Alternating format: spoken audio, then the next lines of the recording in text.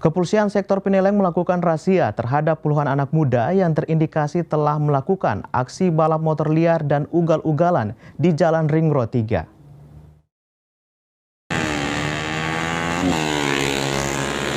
Setelah menerima sejumlah keluhan warga yang tinggal di Desa Kalasei 1 dan Kalasei 2, Kecamatan Mandolang, Kabupaten Minahasa, terkait seiring terjadinya aksi balapan liar di Jalan Baru Ring Road 3.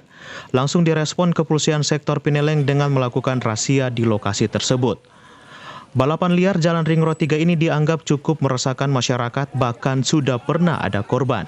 Ring Road 3 ini sudah dimanfaatkan warga di Kecamatan Mandolang untuk tempat olahraga.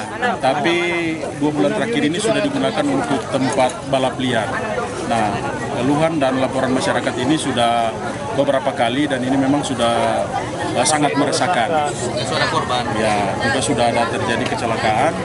Maka kami dengan Polsek Pineleng, pemerintah Desa Kalasei 2, pemerintah Kalasei 1 melakukan kegiatan hari ini untuk mengamankan beberapa ini.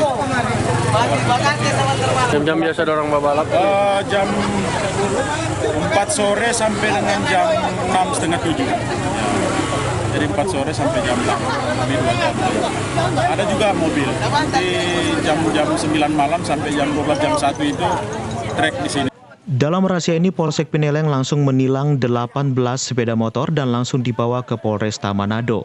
Kami dari Polsek Pineleng untuk melakukan razia terhadap balap-balap liar yang di dalam Ring Road 3, kita lihat bersama.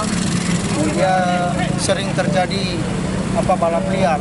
Informasi dari masyarakat dan pemerintah, jadi kami ada membuatkan sprint dan menindaklanjuti dari tindakan dari masyarakat, informasi dari masyarakat. Semua 18 unit yang kami dapat hari ini. Alhamdulillah, puji Tuhan, kita mendapatkan 18 unit.